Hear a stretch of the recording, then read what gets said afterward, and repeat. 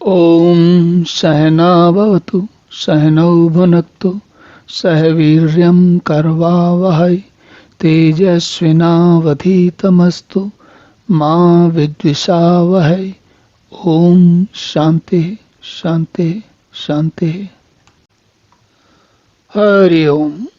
तो भगवान अब आगे कहते हैं, माम हि पार्थ व्यपाश्रित्य ये अपि स्युः पाप योनियः स्त्रियः वैश्या तथा शूद्रः ते अपि यान्ति पराम गतिम। भगवान कहते हैं, हे अर्जुन, स्त्री वैश्य शूद्र तथा पाप योनि चांडाल आदि जो कोई भी हो वे भी मेरे शरण होकर परम गति को ही प्राप्त होते हैं।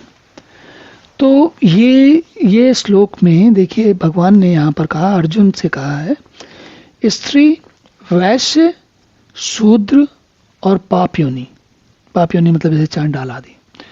तो ये जरा इन चारों शब्दों का अर्थ समझते हैं। यहाँ पर स्त्री से विशेष अर्थ ये है, उस स्वभाव की बात हो रही है जो चंचल मना होता है, जो रुकता नहीं एक जगह पर, जो स्वयं केवल अपने बारे में सोचता है। और यहाँ नाम स्त्री का लिया गया है, ऐसा आवश्यक नहीं कि स्त्रियां ही ऐसी होती हैं। आज के समय में कई नर कई पुरुष भी ऐसे ही होते हैं। तो और कहा यह जाता है कि अधिकांशतः इस प्रकार का जो चंचल मन है वो स्त्रियों में अधिक कहा जाता है। इसी प्रकार वैश्य कौन होता है? वैश्य वो व्यक्ति है जो अपने सुख के बारे में, अपने संग्रह के बारे में पहले ध्यान देता है, दूसरी बाकी दुनिया के बारे में बाद में सोचता है। तो क्योंकि देखिए, जो राजा होता है वो प्रजा के बारे में सोचता है, लेकिन वैश्य जो है वो पहले अपने बारे में सोचता है। तो यदि मैं या आप या हम में से कोई भी पहले अपने बारे में सोच रहा है तो वो वैश्य हुआ। क्योंकि राजा होने का अर्थ है, अगर राजा अपनी जनता प्रजा के बारे में ना सोचे तो वो क्यों लड़ने जाएगा? उसका राज्य अकेले तो चलता नहीं, वो प्रजा को चलाता है, तब तो उसका राज्य चलता है।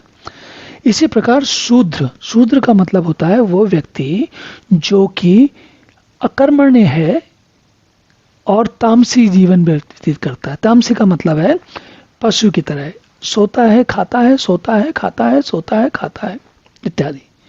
कोई ऐसा कार्य नहीं करता जिसका कि ना तो समाज के लिए भला है, ना ही किसी और के लिए, अपने स्वयं के लिए भले भी के लिए भी नहीं सोचता। वो केवल सोने और खाने में ही उसकी जिंदगी चली जाती है।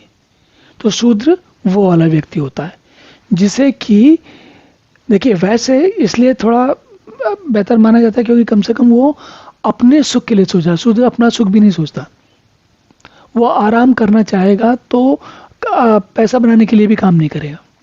यहाँ पर ये अर्थांतर है। तो ये ध्यान रखिए, इस परिभाषा से हर वो व्यक्ति वैसे है, हर व्यक्ति शूद्र है, हर वो व्यक्ति स्त्री है जो चंचल मना है। और पाप योनि कौन है? पाप योनि है जो पाप कर्म में प्रवृत्त होते हैं।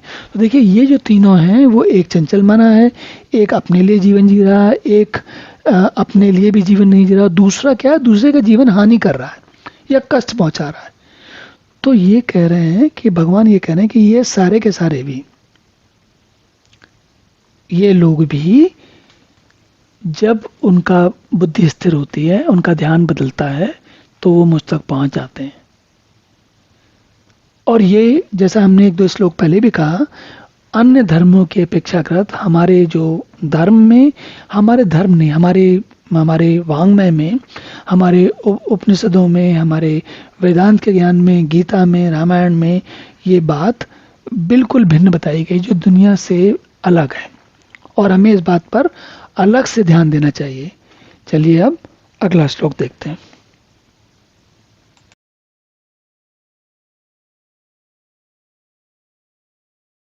ओम पूर्णमदः पूर्णमिदं पूर्णात् पूर्णमुदच्यते पूर्णस्य पूर्णमादाय पूर्णमेवावशिष्यते।